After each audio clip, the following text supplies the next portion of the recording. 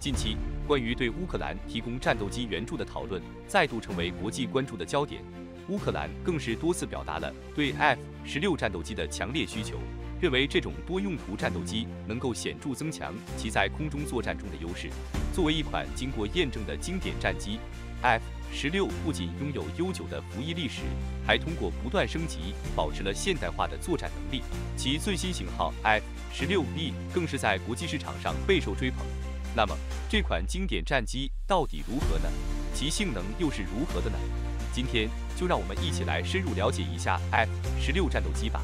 在2022年10月，洛克希德·马丁公司正式向巴林空军交付了首架70批次的 F-16B 战斗机。这款战机是洛克希德·马丁重新启动生产线后推出的低成本先进型号，结合了第5代战斗机的部分技术，具备强大的战斗力。值得注意的是 ，F-16B 的70批次和72批次在发动机配置上有所不同。70批次采用通用电气的 F110发动机，而72批次则搭载了普惠的 F100发动机。两种发动机各有优劣。F110以较大的推力著称，而 F100则在燃油效率和维护成本方面更具优势，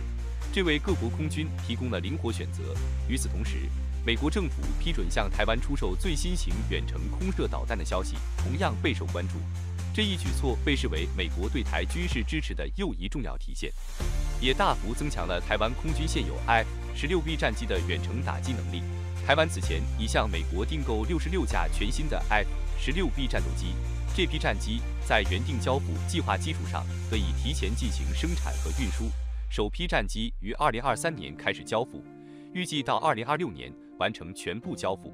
2017年，洛克希德·马丁公司决定将 F-16生产线从德克萨斯州沃斯堡的大型工厂迁至南卡罗来纳州格林维尔的小型工厂，目的是为 F-35生产线腾出更多产能，并确保 F-16的生产线能够维持运转。然而，出乎意料的是， F-16B 的需求随后激增，各国纷纷下单购买。目前，格林维尔工厂正全力生产上百架 F-16B 战机，其中包括巴林的16架订单，以及来自台湾、斯洛伐克、保加利亚的采购。此外，约旦预计也将签署8架新机的合约，保加利亚则批准了第2批订单。尽管订单总量已经超过1400亿美元，但由于零部件供应和劳动力短缺，格林维尔生产线的产能仍受到限制。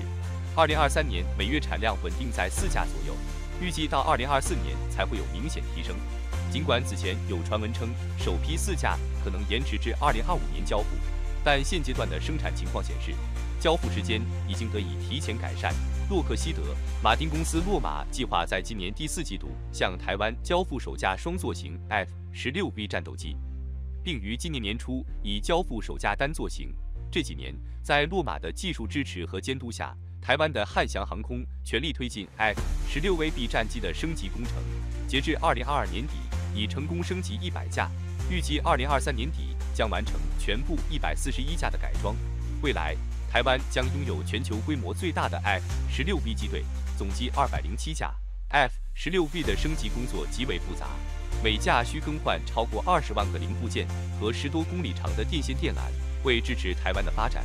洛马公司培训了50名具备国际认证的台湾技术人员。同时，美国还放宽了关键零部件输台许可证，这不仅让汉翔成为亚太地区最大的 F-16维修基地，还使台湾能够为其他国家和地区提供 F-16的维护和升级服务，不再依赖将战机运至美国维修。在性能方面， F-16B 与歼10和歼10-6相比毫不逊色。虽然这3种战机都属于第4代战机，但 F-16B 通过采用第5代战机如 F-35的部分技术，完成了显著升级，形成了对歼10和歼10-6的优势。尽管美军曾计划以第5代战机全面替换第4代战机，但由于成本高昂，这一计划难以实现。相对而言，通过航电设备升级和机体延寿，第4代战机仍然能保持优异的战斗力。F-16B 的升级技术包括采用新型 APG-83主动相控阵雷达，可同时追踪多达20个目标，并具备12种降低雷达反射面积的结构改进措施。这些升级不仅提高了作战能力，还将 F-16的飞行寿命从8000小时延长至12000小时。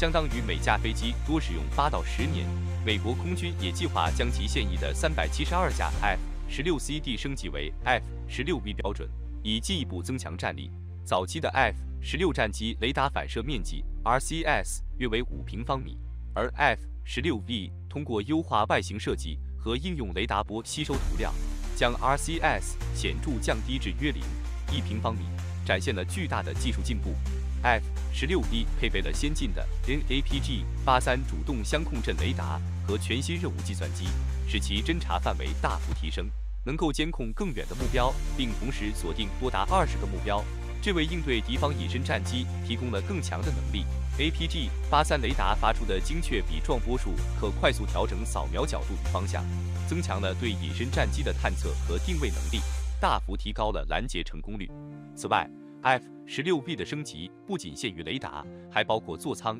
仪表、头盔显示系统、瞄准装置以及电站吊舱等现代化改装。新型的防撞技术更是整合了计算机接管飞行的功能，能在飞行员失能或受伤时自动驾驶，避免碰撞或坠机事故。在武器装备上，台湾的 F-16V 已具备全面的作战能力，除了传统的 AIM-9X 响尾蛇近程空导弹和小牛空对地导弹外，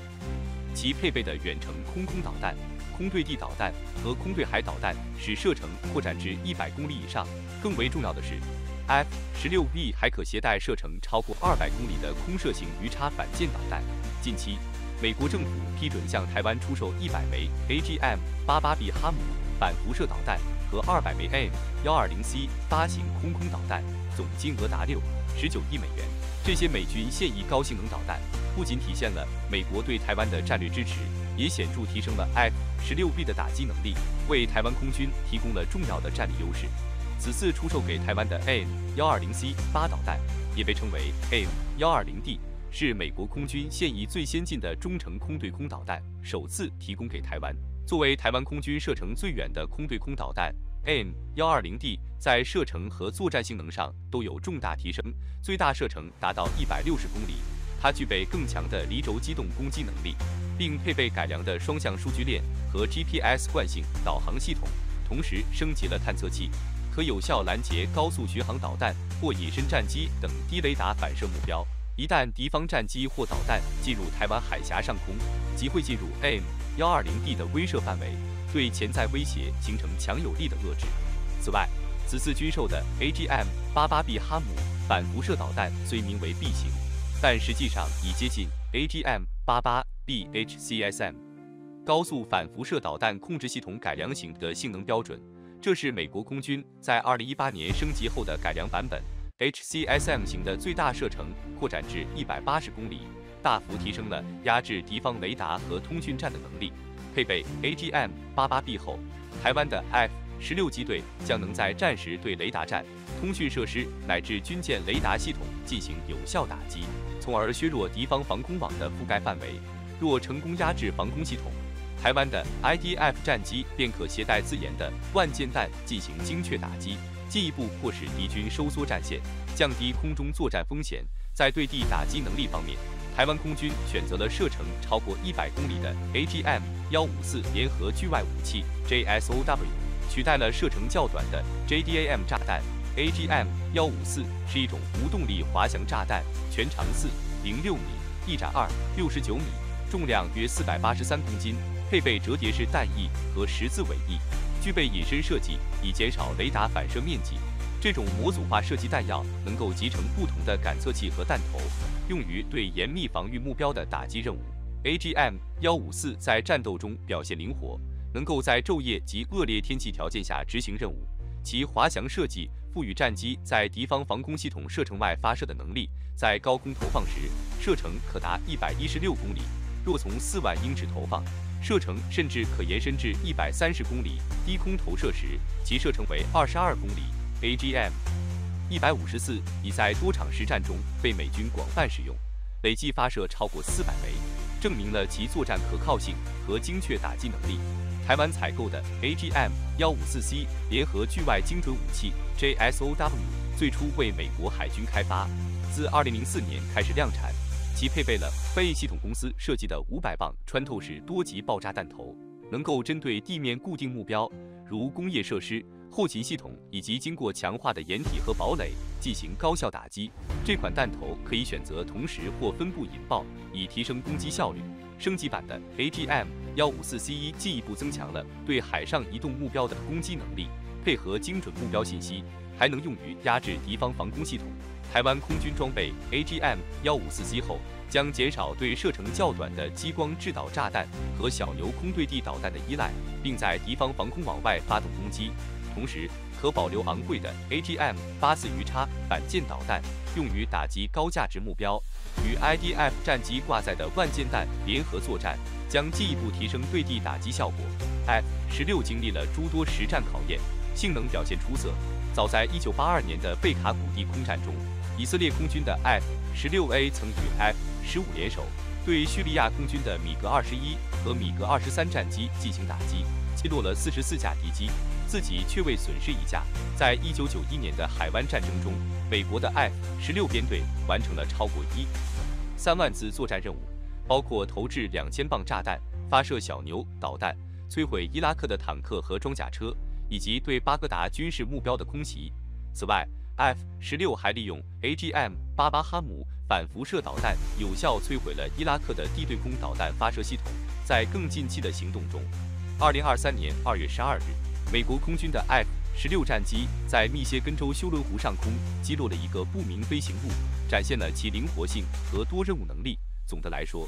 F-16战斗机以其优异的性能、灵活的升级潜力以及广泛的战场适应性，持续在全球军事舞台上占据重要地位。从巴林到台湾，从斯洛伐克到美国空军， F-16V 不仅象征着第4代战机的巅峰，也标志着传统战机在现代战争中的全新定位。随着更多先进武器系统的整合以及生产效率的提升， F-16V 将在未来的国际安全局势中扮演更加关键的角色，为其用户提供强大的空中战力和战略保障。这不仅是技术的延续，更是经典机型焕发新生的最佳注脚。好了，本期内容到此结束。对于这些信息，我们非常欢迎大家在评论区分享你们的看法和讨论。如果对于内容有任何补充或不尽完善之处，也请在评论区留言，以便我们进行更新和完善。我是寰宇哥，咱们下期再见。